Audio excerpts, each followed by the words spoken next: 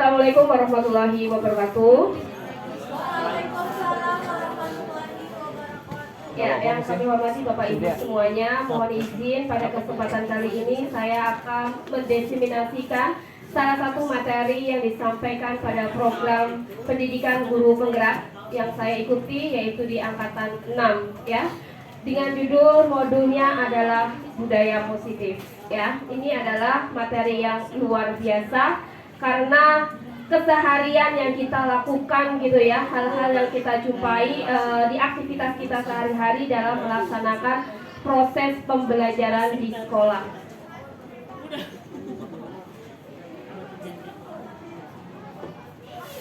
Lanjut aja, kita di kesempatan kali ini saya akan menyampaikan beberapa pertanyaan pemantik terlebih dahulu. Pertanyaannya adalah apakah Bapak Ibu setuju dengan pernyataan ini? Yang pertama, hukuman dapat mendisiplinkan anak. Bagaimana menurut Bapak Ibu? Ada yang setuju? Tidak. Tidak setuju. Kenapa? Kenapa? Dapat menimbulkan masalah yang lain atau masalah yang baru ya. Dengan menghukum kadang kita tidak menyelesaikan masalah, justru menimbulkan masalah lainnya ya.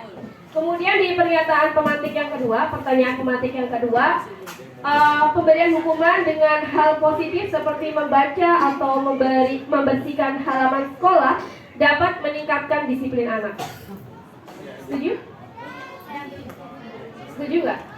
Ini hukumannya positif nih. Kira-kira Bapak Ibu setuju nggak kalau itu dapat bisa meningkatkan disiplin anak?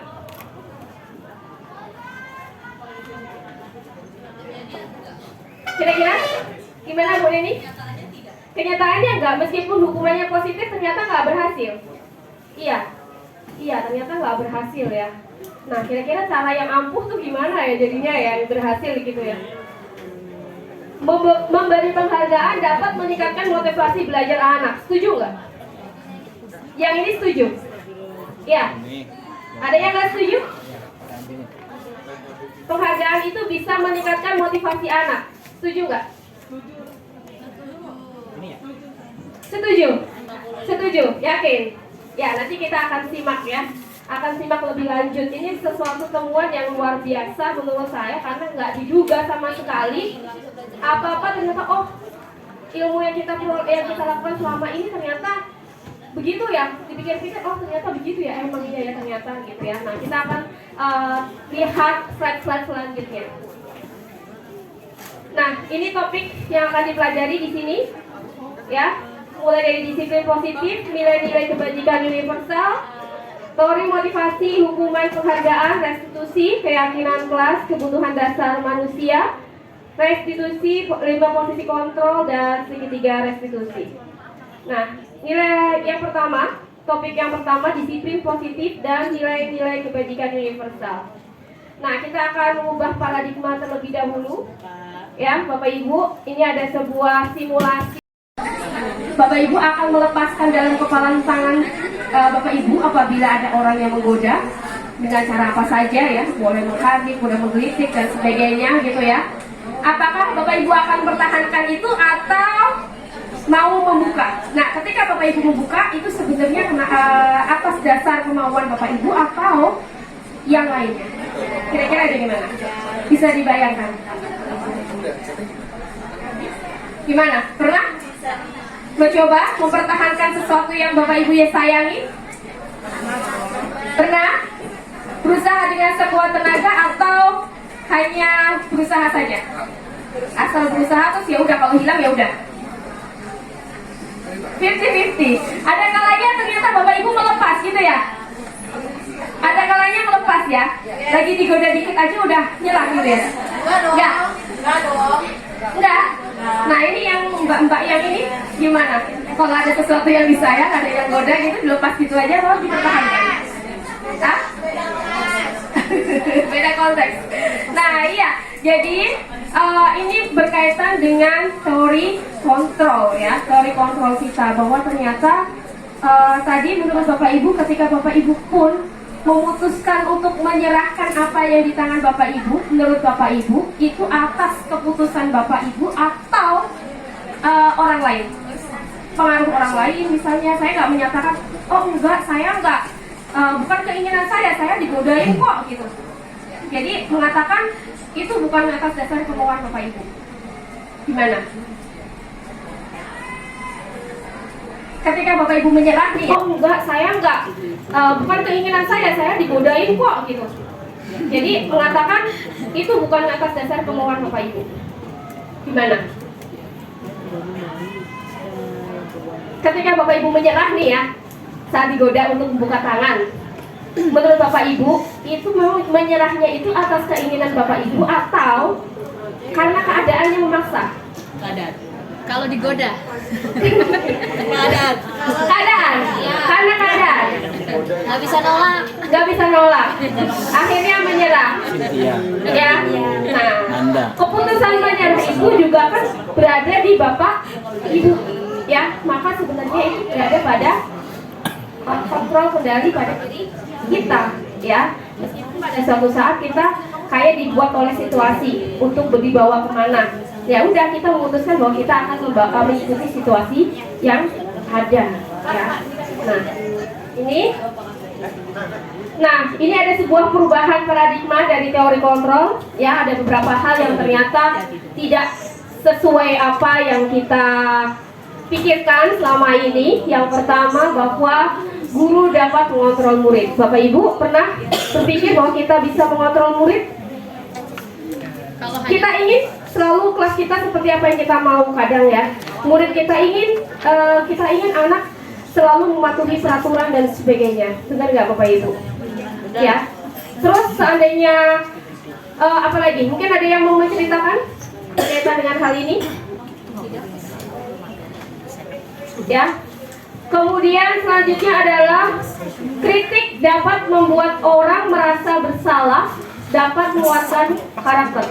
Ilusi bahwa kritik ya dan membuat orang merasa bersalah dapat menguatkan karakter. Contoh, Bapak Ibu pernah nggak mengatakan, nah, kamu nggak kasihan nih sama orang tua kamu, sudah kerja keras, kok kamu sekolahnya asal-asalan gitu. Pernah nggak mengatakan hal itu? Kalau saya pernah. Ya, Bapak Ibu pernah? Pernah. Kamu nggak kasihan nih sama ayah kamu, sudah bekerja keras, kok kamu sekolahnya nggak serius, nggak sungguh-sungguh, sering nggak masuk gitu ya. Kamu nggak sayang tuh teman-teman yang di luar sana nggak punya kesempatan kayak kamu dan sebagainya. Nah, itu sama aja dengan kita membuat merasa bersalah. Bapak Ibu, menurut Bapak Ibu apakah itu bisa menguatkan karakter? Bisa. Kita berpikir bisa ya, dengan harapan begitu ternyata kita berharap anak itu akan berubah gitu ya. Ya, oke. Kita simpan dulu konsep ini ya. Nanti kita bahas selanjutnya. Masih ada selanjutnya ya. Dan ternyata di sini adalah dia mengatakan di teori kontrol ini adalah sebuah ilusi. Itu nggak mungkin terjadi hal yang itu. Ternyata nggak terjadi. Harapan kita dengan membuat orang merasa bersalah itu akan menguatkan karakter anak. Ya, ini di sini. Nanti kita lanjutkan di konsep selanjutnya. Ilusi bahwa semua penguatan positif efektif dan bermanfaat. Penguatan positif itu seperti kayak penghargaan, ya hadiah gitu ya. Nah, kemudian ilusi bahwa orang dewasa memiliki hak untuk memaksa. Bapak Ibu yang jadi orang tua terkadang kita memaksa nggak kita ke anak-anak? Ya, termasuk kita ke guru di kelas juga mungkin kadang memaksakan ke anak-anak gitu ya. Iya nggak? Iya. Nah, iya betul, agar mereka tenang dan segala macam ya. Nanti kita akan belajar karena di CGP itu materinya sangat luar biasa sekali ternyata ya. Mendapatkan konsep-konsep baru, dan satu hal yang membuat saya setelah pelajari di modul 1 adalah saya bisa menerima keberagaman murid yang bermacam-macam ya. Karena selama ini di matematika tidak cukup banyak siswa yang menguasai atau berminat di matematika. Nah, terkadang dulu saya suka maksain kalau kalian tuh harus bisa gitu ya. Kalau nggak bisa saya sedikit ngegas. Nah, itu yang sekarang saya agak berkurang dan saya banyak melakukan pendampingan individu kepada anak agar anak bisa lebih menguasai matematika. Ya, ini salah satu perubahan yang saya lakukan setelah mempelajari ini. Dan mudah-mudahan ini bisa menjadi budaya di kita.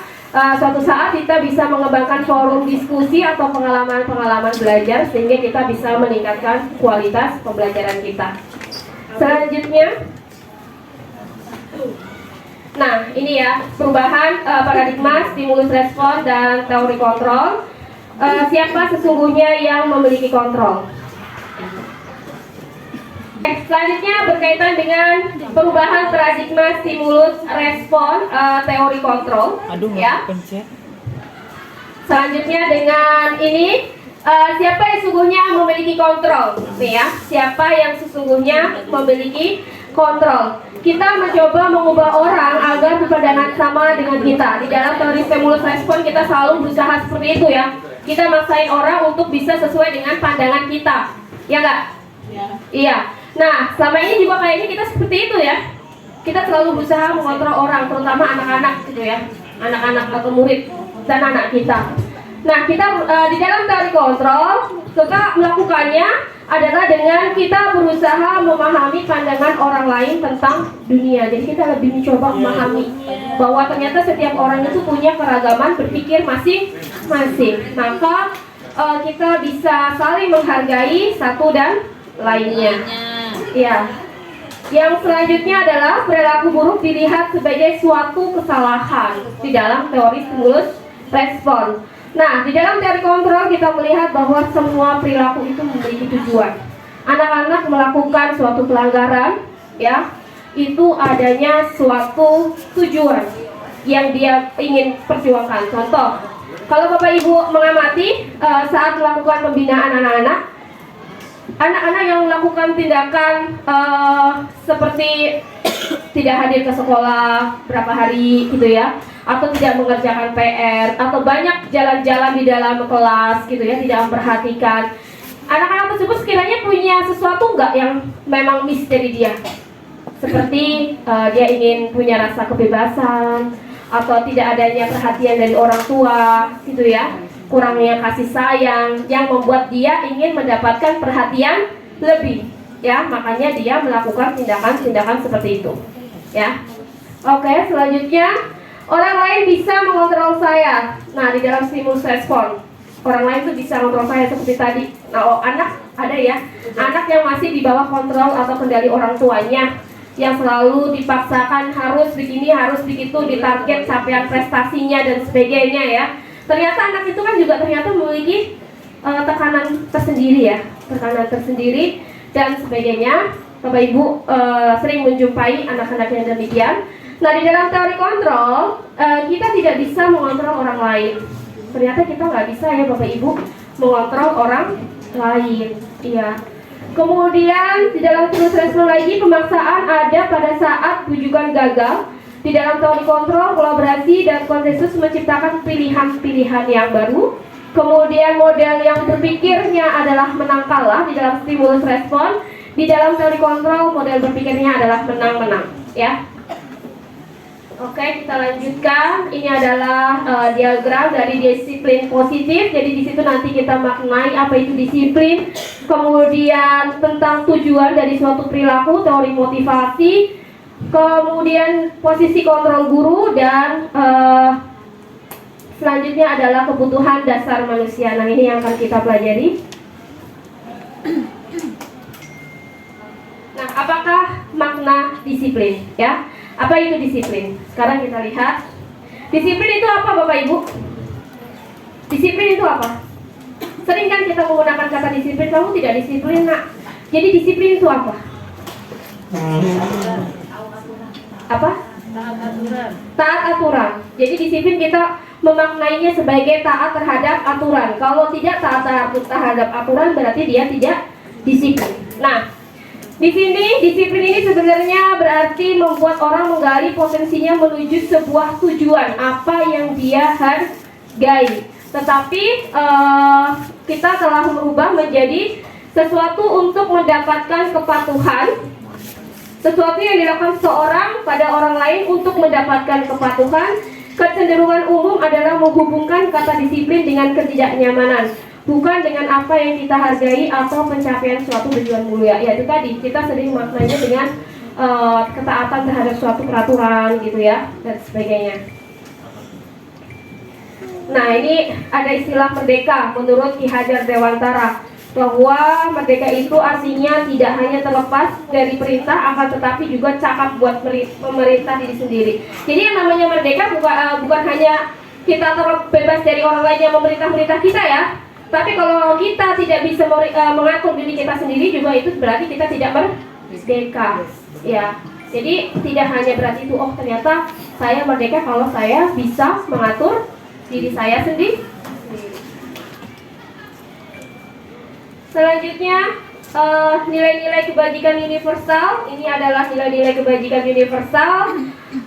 Di antaranya salah satunya adalah yang kita sebut sebagai profil pelajar Pancasila. Jadi profil pelajar Pancasila ini juga merupakan nilai-nilai universal yang kita perjuangkan ya, yang kita upayakan, kita wujudkan menjadi generasi yang beriman dan bertakwa pada Tuhan Yang Maha Esa dan berakhlak mulia, mandiri, bernalar kritis, berkepentingan global, bergotong royong dan kreatif ya.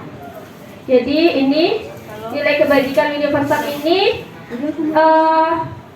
diharapkan dapat meningkatkan motivasi intrinsik ya, meningkatkan motivasi intrinsik anak untuk melakukan disiplin atau budaya yang positif. Nah selanjutnya kita berbicara tentang teori motivasi, hukuman, dan penghargaan dan restitusi. Nah ini ya Bapak Ibu. Teori motivasi perilaku manusia itu ada yang disebut sebagai motivasi eksternal dan juga motivasi internal.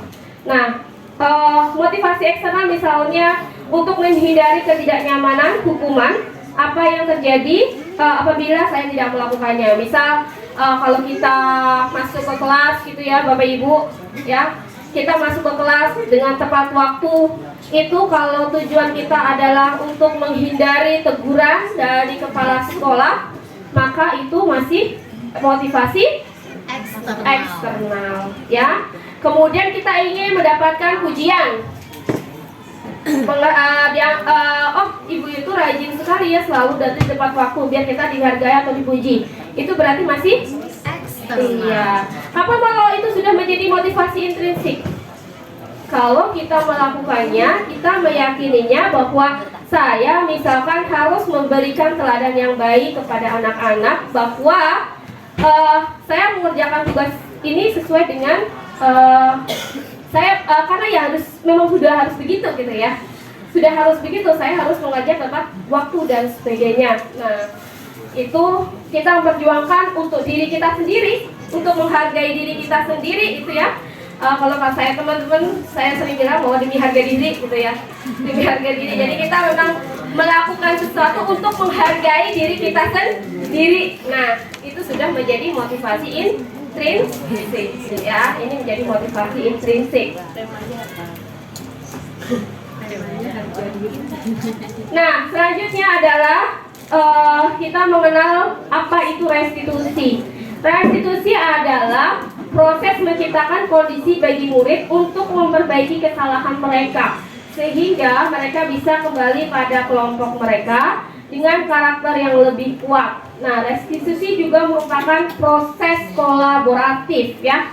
Proses kolaboratif kemudian yang mengajarkan murid untuk mencari solusi untuk masalah mereka dan membantu murid berpikir tentang orang seperti apa yang mereka ingin menjadi dan bagaimana mereka harus memperlakukan orang lain. Nah, jadi kalau kita punya anak-anak punya permasalahan, ya, maka kita bisa menyelesaikannya dengan proses restitusi. Bagaimana cara melakukan restitusi itu sendiri? Nah, kita nanti akan lihat ya bagaimana caranya. Ciri-ciri restitusi. Nah, di dalam ciri-ciri restitusi ini menyatakan bahwa bukan menebus kesalahan, namun untuk belajar dari kesalahan.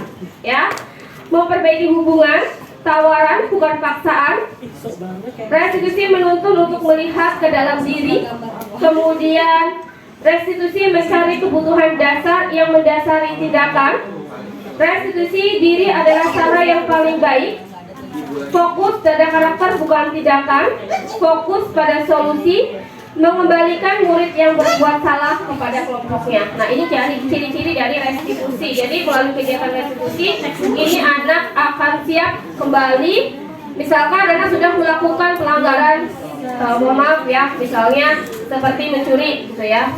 Nah, ini kan suatu yang membuat psikologi anak itu berat ya. Iya nggak? Ketika ketahuan ada teman yang lain tahu bahwa dia sudah mencuri, kira-kira psikologinya dia kena nggak? Iya kan? Nah, maka kita harus bisa bagaimana caranya mengembalikan si anak tersebut untuk bersedia atau siap kembali ke dalam kelompoknya dengan karakter yang lebih kuat dan memperbaiki kesalahannya. Ya. Ya, selanjutnya adalah yang topik yang ketiga, keyakinan kelas. Ya. Apa itu keyakinan kelas?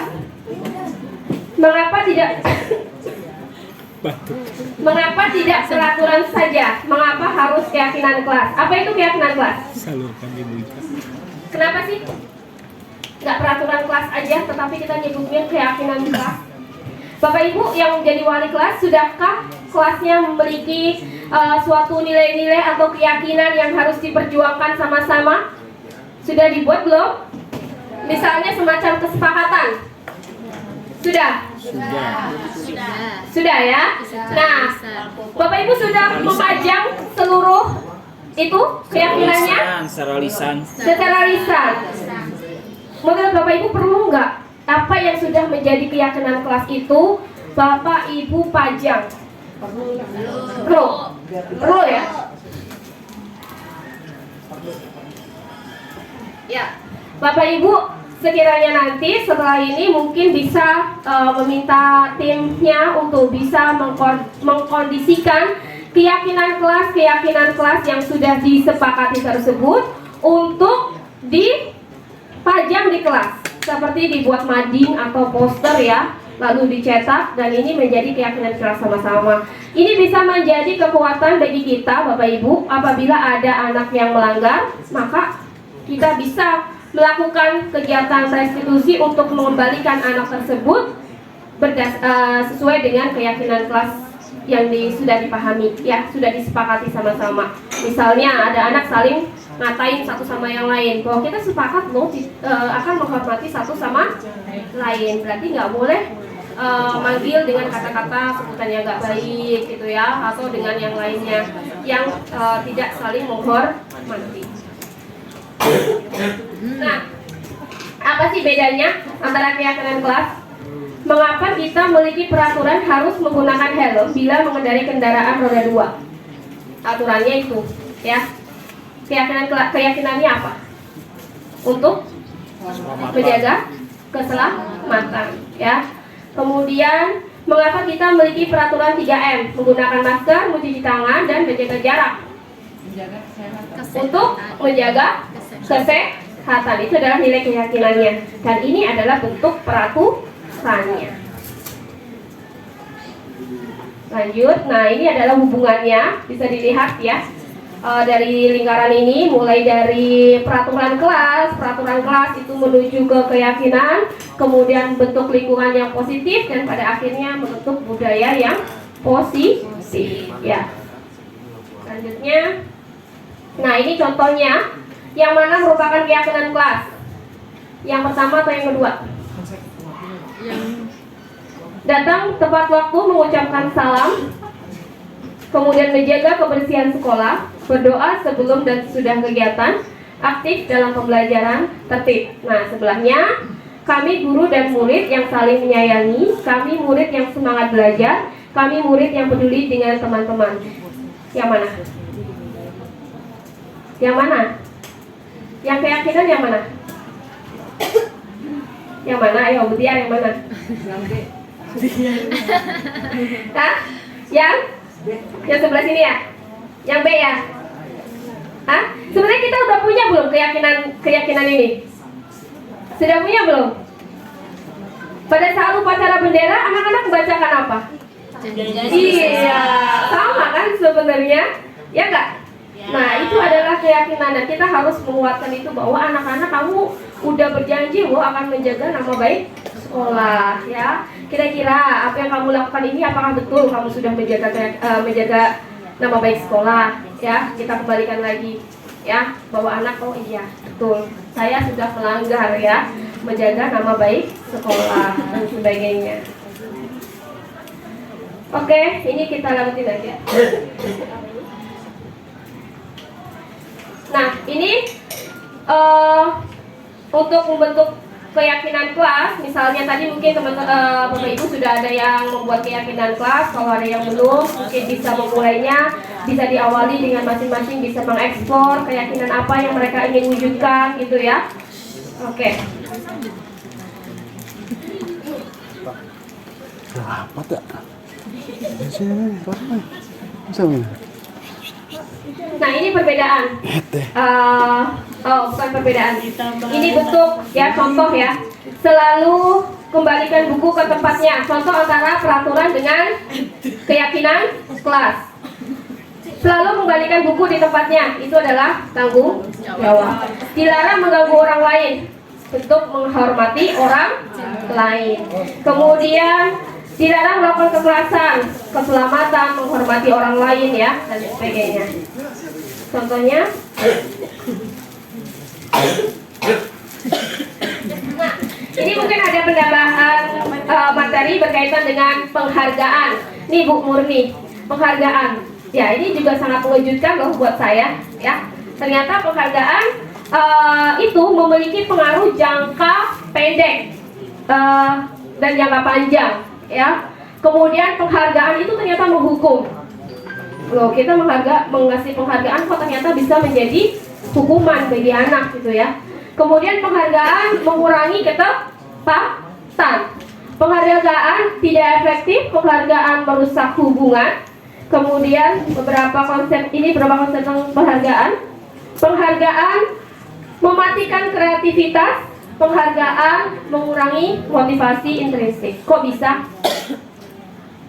Coba bisa dibayangkan, kita bisa melihat anak nggak yang begini, yang dia memiliki motivasi yang sangat besar sekali untuk bisa mendapatkan penghargaan. Ketika dia nggak berhasil, apa yang terjadi? Kecewa, ya, depresi, ya, iya. Nah, akhirnya dia memikirkan teman yang menjadi saingan, bagaimana menganggapnya? Saingan, permusuhan ya?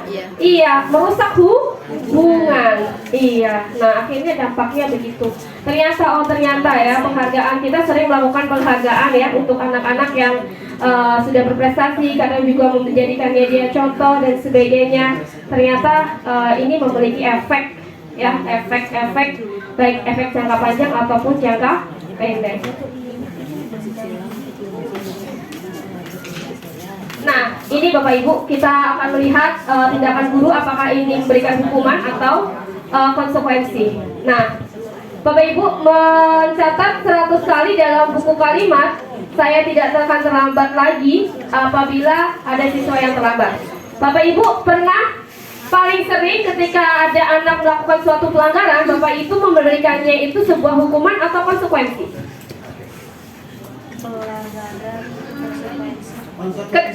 Konsekuensi. Contohnya apa, Pak Buce? Jangan mengulangi lagi dengan tulisan. Jangan mengulang lagi. Anak suruh nulis. Tulis. Gimana nulis? Itu konsekuensi atau hukuman? Contoh yang konsekuensi yang kayak gimana nih? Ketika anak mencoret-coret, ada ya anak kejadian ya, dia mengotori baju temannya. maka yang dilakukan apa? Itu murid saya. Oh, muridnya Bu Rima. Ya, ada Real. contoh nyata. Apa yang dilakukan Bu Rima? Konsekuensinya adalah anak tersebut harus mengganti baju anak yang terkotori dengan sengaja. Iya, menggantinya gimana? Boleh membersihkan atau boleh juga kalau tidak bisa dibersihkan terpaksa harus mengganti yang baru. Ya, itu adalah konsekuensi. Bang Buce bisa bedain antara konsekuensi sama hukuman? Iya. Kalau anak datang terlambat terus Pak Buce suruh lari keliling lapangan, itu konsekuensi apa hukuman? Hukuman. Kalau Pak Buce suruh membersihkan kamar mandi? Kalau semisal Pak Buce karena dia terlambat 30 menit, kemudian Pak Buce berarti kamu pulangnya 30 menit lebih lambat dari temannya. Nah, ya, berarti kita sudah bedain ya konsekuensi dan hukuman. Dan konsekuensi ini sebenarnya anak sudah mengetahui atau belum? Sudah, ya. Anak sudah mengetahui apabila saya melanggar maka saya akan mendapatkan seperti ini. Contoh ketika kita di kelas bikin kontrak belajar gitu ya, kamu tidak mengerjakan PR, maka konsekuensinya apa? Ya, kamu hari ini terlambat lebih telat mengerjakan tugas tambahan misalnya. Nah, itu anak sudah tahu nih, ya. Nah, itu adalah sebuah konsekuensi.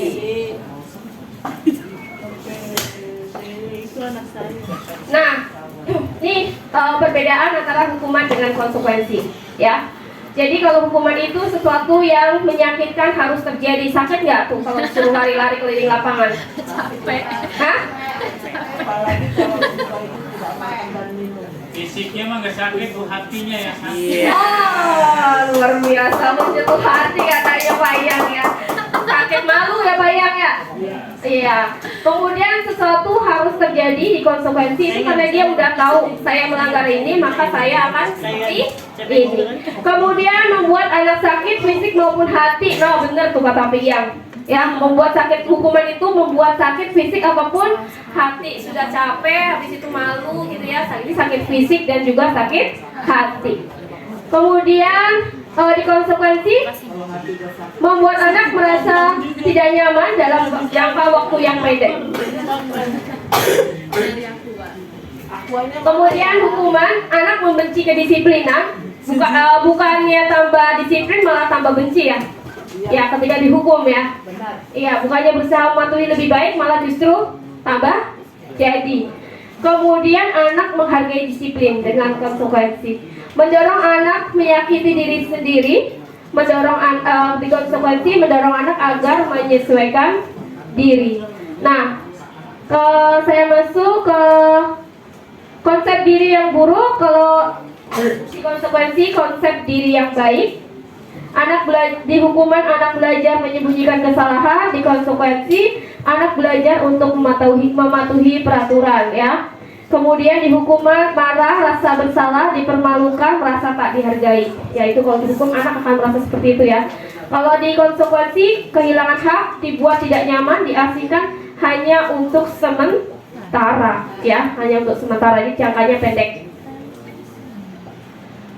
Ini perbedaan, oke. Nah, lanjut aja ya.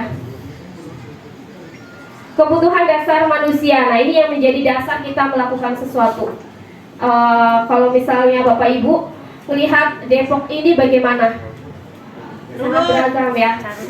Sangat beragam sekali. Ruwet.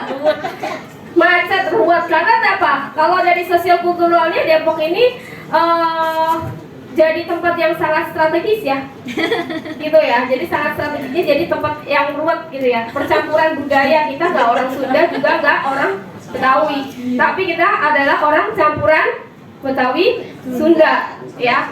Kalau ditanya bahasa Sunda, anak-anak susah nggak bahasa Sunda? Susah. Gimana nih guru bahasa Sunda? Lebih susah ngajar bahasa Sunda daripada bahasa Inggris gitu ya. Nah, dari budaya itu juga tantangan hidup yang besar itu menyebabkan banyaknya kompleksitas masalah ya. Maka kita lihat, bisa dilihat sehari-hari berapa kasus ibu guru BK setiap hari? Setiap hari kita menangani berapa kasus? Banyak. Banyaknya berapa? Sehari? Sehari bisa 5 kali. sehari itu yang ditangani ya, belum yang disimpan gitu ya. Ya, dengan siswa kita. Dan itu banyaknya itu karena adanya pengaruh budaya kondisi di lingkungan kota Depok yang persaingan ketat, hidup susah mungkin gitu ya. Kebutuhan anak harus ikut bekerja, kondisi orang tuanya pada broken, anak menjadi tulang punggung keluarga gitu ya, sehingga dia harus bisa bekerja keras. Nah, ini adalah 5 dasar kebutuhan manusia: kasih sayang, rasa diterima. Pertama adalah bertahan hidup, kasih sayang dan rasa diterima, penguasaan, kebebasan, kesenangan. Ini menjadi dasar orang untuk bisa mendapatkannya. Ada orang yang sampai orang kalau mau nggak bisa makan, kira-kira apa yang dilakukannya? Banyak yang sampai melakukan kejahatan ya. Banyak melakukan kejahatannya itu karena dia tidak untuk memenuhi kebutuhan dasarnya, yaitu kebutuhan untuk bertahan hidup. Tarafnya sampai segini ya silakan ya. Begitu ya Bapak Ibu ya. Ya, sudah bisa Pak Aziz? Pak Dimas sudah mulai lagi? Udah? Gak makan? Lupa kepencet lah.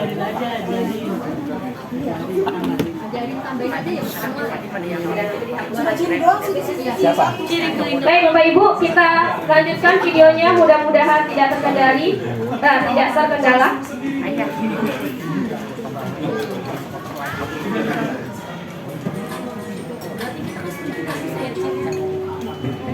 Salam bahagia Ibu dan Bapak Guru hebat dalam penerapan disiplin positif restitusi. Salah satu program yang dikembangkan adalah 5 posisi kontrol. 5 posisi kontrol dalam restitusi adalah proses perjalanan seorang pendidik agar dapat mengenali dirinya. Pada video kali ini, kita akan membahas tentang 5 posisi kontrol yang dikembangkan oleh Diane Rosen dan contoh penerapannya.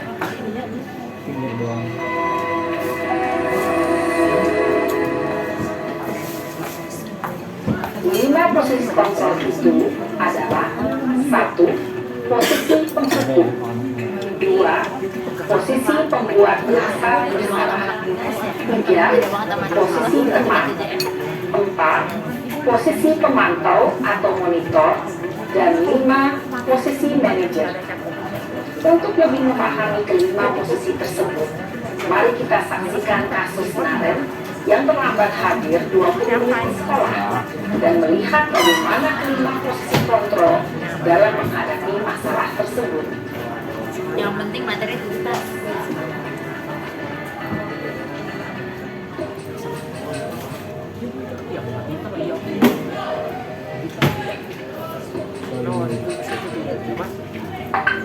Adiknya Naren! Bu Emma. Nalen ya? Sini kamu! Adiknya Bu Emma. Siapa? Naren tadi juga. Oh iya, lu terlambat. Seperti siapa? Naren. Pasti terlambat. Maaf Bu, CGP. Apa? Apa coba? Alasan kamu apa lagi? Kapan sih kamu tidak terlambat? Malas sekali ya kamu jadi anak. saya Dasar pemalas. Yang gitu Bu Ayah. Kapok sih kamu. Sudah berapa kali terlambat? Sana, kamu keliling lapangan basket 2 kali. kenapa saya harus keliling lapangan basket Bu? Olahraga. Kenapa? Kamu melarang ibu? Biar kamu sedang Berani-beraninya jawab. Sudah terlambat, masih berani jawab pula. Sekarang, keliling lapangan basket 5 kali sekalian. Biar kapok. Cepat. Pergi sana ke lapangan basket. 10. Posisi penghukum biasanya berbicara dengan nada tinggi, menghardik, menunjuk-nunjuk, menyakiti, dan menyindir. Hukuman bisa berupa fisik maupun psikis. Ibu dan Bapak Guru hebat, dampak yang terjadi pada murid ketika guru berada pada posisi penghukum adalah murid cenderung akan memberontak, bahkan menyimpan dendam.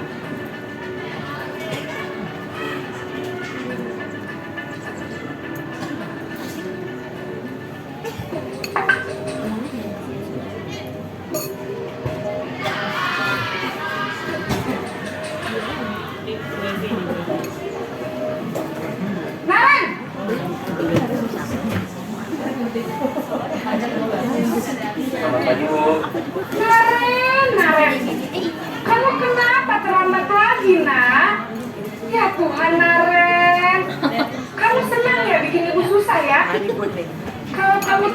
lagi. Nanti ibu yang ditegur bapak kepala sekolah, nak. Disangka ibu tidak bisa membina kamu. Duh, gimana ini? Kelas kamu Duh, Gusti Naren. Kamu suka ya kalau ibu ditegur bapak kepala sekolah? Terus, sekarang ibu harus tulis apa ini di buku absen? Ini kamu sudah sering terlambat loh. Ibu harus apa coba? Maaf Bu, maaf sekali. Ya sudah, lain kali jangan bikin ibu susah lagi ya nak ya. Ibu tidak akan kuat lagi kalau kamu begini terus. Jangan kalau daripada suruh lari ke kelas. sekolah. Nanti begini. Sana cepat, kelas. Maaf ya Bu, Tapi nanti maaf sekali. nah kayak gini gue udah jadi anak yang bersalah loh. Nah ini Posisi pembuat rasa bersalah berbicara dengan nada tenang, cenderung lembut. Namun kata-kata yang diutarakan membuat murid merasa menjadi orang yang gagal. Memandang buruk dirinya sendiri, merasa tidak berharga, dan tidak sanggup membahagiakan orang lain. Ketika guru mengambil posisi pembuat rasa bersalah, murid akan menganggap dirinya yang bersalah dan ia akan menyimpan emosi negatif tersebut di dalam dirinya. kesalahan itu juga parah banget. Nah ini nih, lari suruh lari cepat. Ini lari ini paling banyak nih. Lari suruh lari. Makanya Naren!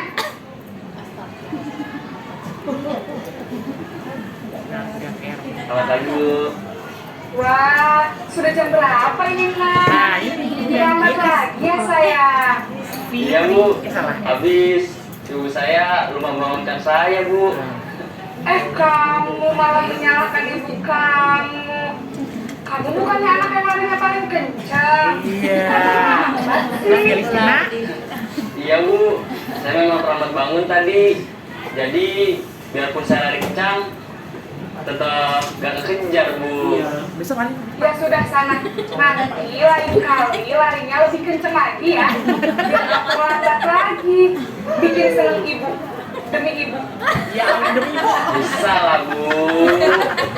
Sudah sana masuk kelas. Ibu beresin urusan absen kamu. Saya Kamu ini ini dia doang. ada-ada Dia saja. lari.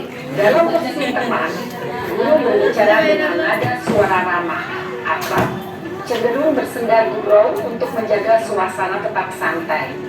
Murid akan merasa senang, aman, dan akrab dengan guru.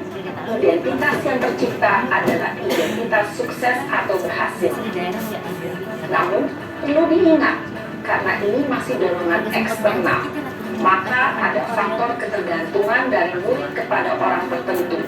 Di sini, guru absennya, sehingga di lain waktu, murid bisa berperilaku baik, namun hanya kepada orang-orang tertentu saja.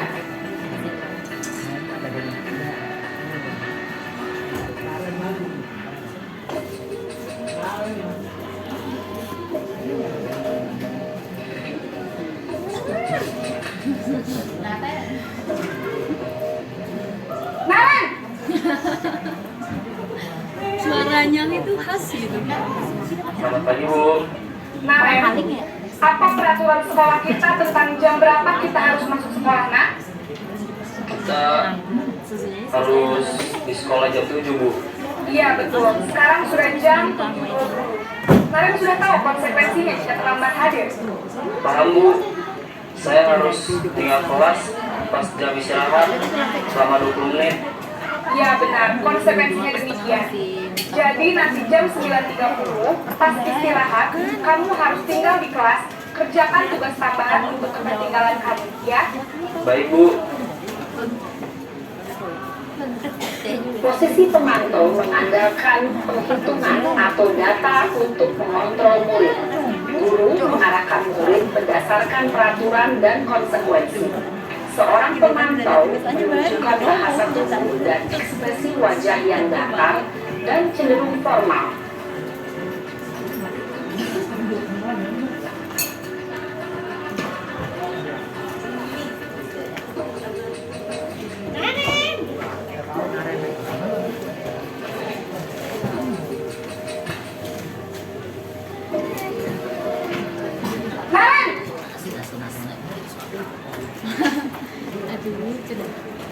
Selamat pagi, Bu. Selamat pagi, Naren. Maaf, Bu. Saya terlambat. Iya, sekolah masuknya jam 7, sekarang sudah jam 7.20. Jadi sekarang bagaimana ini, Naren? Maaf, Bu. Saya lupa setel alarm saya semalam. Baiklah, menurut kamu, keyakinan sekolah yang mana yang perlu kamu tingkatkan? Menghargai diri sendiri dan orang lain mungkin ya, Bu. Setuju. Jadi, apakah Naren meyakini prinsip saling menghormati tersebut? Iya, Bu. Saya meyakininya. Apakah Naren bersedia memperbaiki masalah keterlambatan ini? Bersedia, Bu. Bagaimana kamu akan perbaiki masalah keterlambatan ini? Saya akan coba untuk tidak lupa menyetel alarm saya, Bu. Baik, kalau Naren bukan setel alarm di rumah, ada orang yang kira-kira bisa bantu mengingatkan tidak? Ada, Bu. Kakak saya, Kak Emma. Ada lagi selain Kak Emma? Selain Kak Emma, ada ibu saya. Baik, jadi yang mengingatkan Naren adalah Kak Emma dan ibu kalian. Kira-kira akan mulai setel alarm kapan nih, Naren? Setelah pulang sekolah, akan segera saya lakukan. Baik, jadi Naren akan setel alarm untuk bangun besok pagi dan akan diingatkan oleh kakak dan ibunda Naren ya. Ada lagi yang mungkin perlu dilakukan, Naren? Agar tidak terlambat bangun lagi. Tidak ada, Bu. Baik, Naren. Terima kasih untuk kerjasama kamu. Sekarang kamu perlu kembali ke kelas untuk belajar. Baik, Bu. Terima kasih. Posisi manajer adalah posisi kontrol yang disarankan untuk membimbing murid memiliki sikap disiplin yang positif, yaitu murid yang mandiri, bertanggung jawab, dan dapat memecahkan masalah.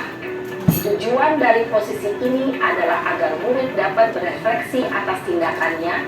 Guru akan dengan tulus memberikan pertanyaan-pertanyaan bermakna, sehingga membuat murid dapat belajar dari kesalahannya dan mencari sebuah solusi untuk menyelesaikannya. Ibu dan bapak guru hebat, setelah mengamati adegan kelima posisi kontrol tadi, kira-kira posisi mana yang paling ideal? Posisi mana yang dapat menunjang motivasi intrinsik murid? Ya, tentu posisi manajer. Posisi ini memang posisi ideal yang ingin dituju setiap pendidik. Pada posisi inilah, guru dapat menerapkan disiplin positif yang berpihak pada murid, yang memerdekakan murid. Perjalanan seorang pendidik tentunya tidak mudah untuk sampai pada posisi seorang manajer. Namun, tujuan kita pasti, yaitu menciptakan murid-murid yang mandiri, merdeka, dan bertanggung jawab. Semoga penggambaran 5 posisi kontrol yang telah diperlihatkan ini dapat menjadi ajang refleksi bagi kita semua, agar dapat terus mengasah dan menerapkan disiplin positif yang memerdekakan murid. Mari terus berlatih dan bersemangat. Selamat menerapkan. Salam dan bahagia, Ibu dari FPA. Baik Bapak Ibu, gimana 5 posisi kontrol tadi? Seru ya si Naren ya? Iya, seru ya Bu Murni ya.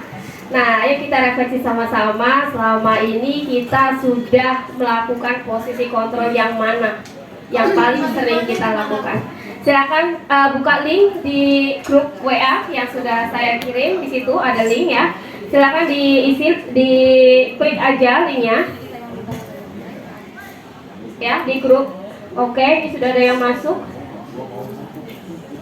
Ya, sudah ada yang masuk. Baik. Ya, sudah ada yang jadi manajer. Alhamdulillah ya Bapak Ibu.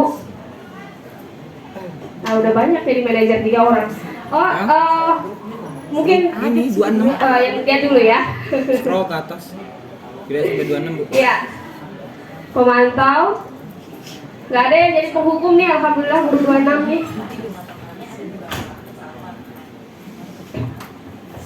Ya lanjut, klik aja lalu pilih 1. Nggak usah ada identitas, langsung pilih aja.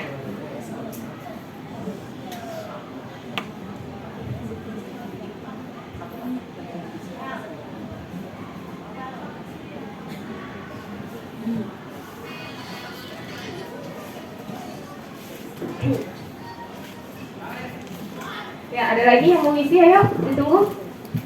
Diklik aja. Ya, sejauh ini posisi yang paling banyak adalah sebagai teman dan manajer.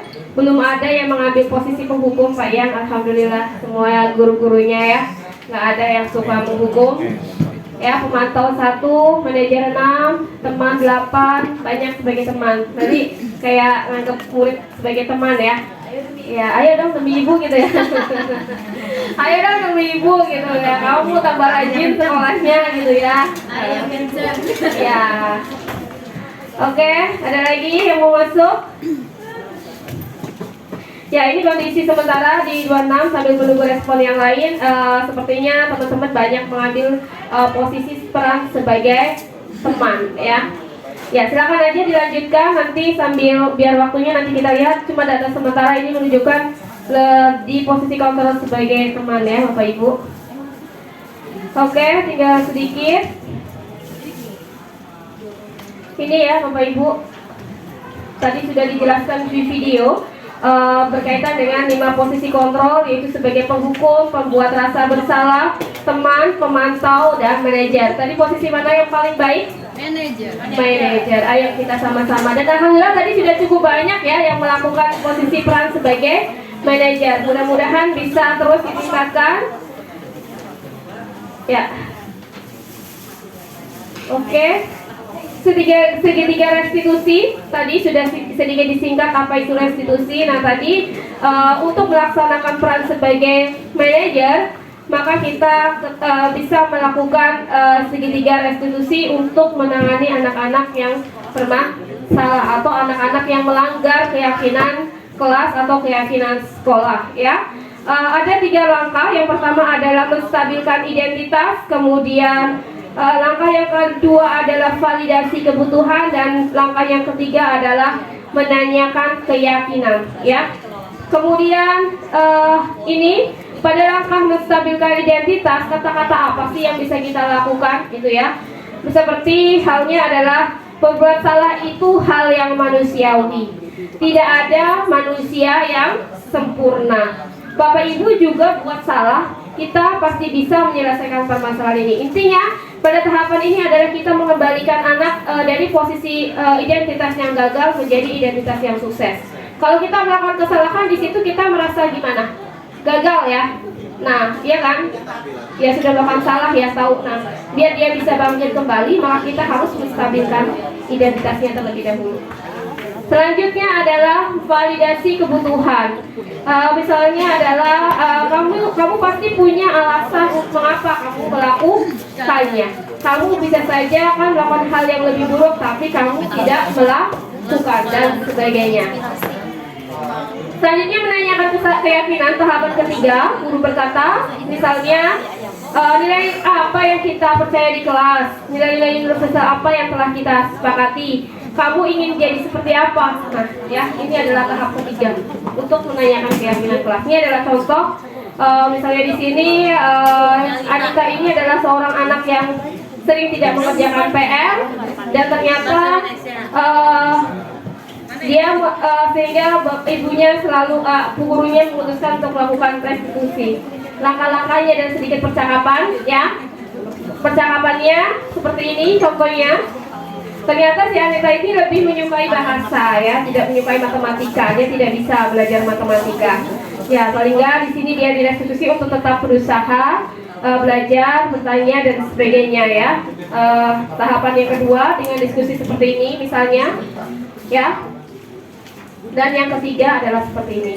Ini adalah contohnya. Bapak Ibu bisa mencoba untuk melakukan kegiatan restitusi ini sehingga permasalahan tidak langsung lari ke BK atau kesiswaan. Bapak Ibu wali kelas bisa berusaha untuk mencoba melakukannya dengan melakukan kegiatan restitusi, dan saya yakin Bapak Ibu semua kuat atau hafal terhadap keyakinan kelas Bapak Ibu semuanya ya, sehingga permasalahan itu bisa diselesaikan dengan baik.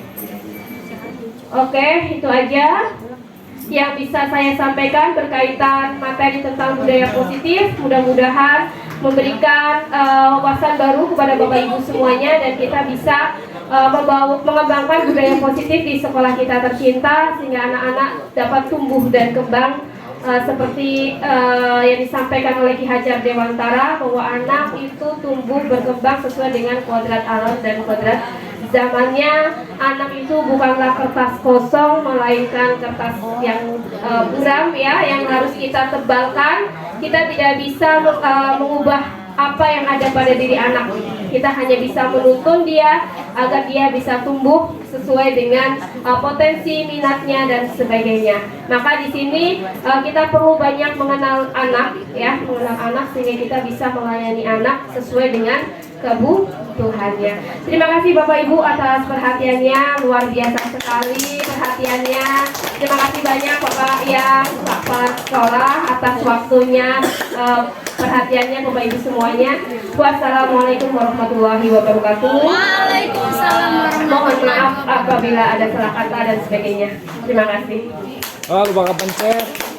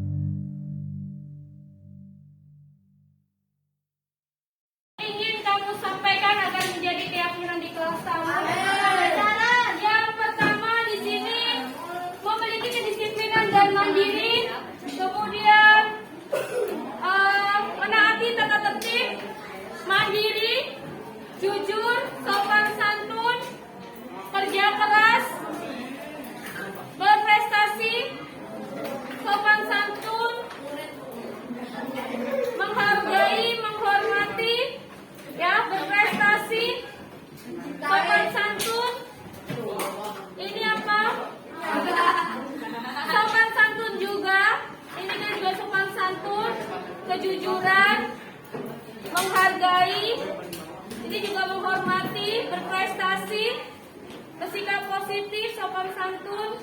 Oke, berarti sebenarnya bisa kita simpulkan ya, yang ingin kalian inginkan di dalam kelas. Yang pertama apa? Boleh ditulis, nanti jadiin kesimpulan ya. Boleh ditulis yang pertama? Salah satu kalian coba dituliskan. Pertama apa? saling menghormati dan bersikap sopan santun. Yang kedua, selalu apa tadi? Memiliki kedisiplinan dan mandiri. Yang ketiga, apa bisa diambil? Selalu berprestasi. Dan yang terakhir, menghargai mengutamakan kejujuran. Ada 4 atau mau ditambah satu lagi?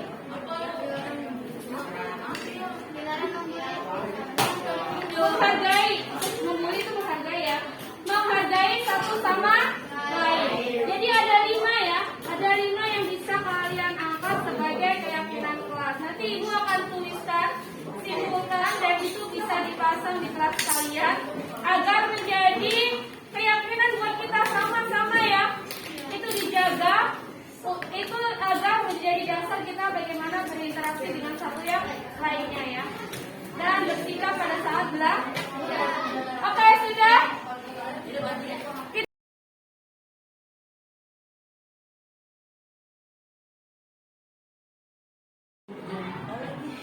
Mengajar.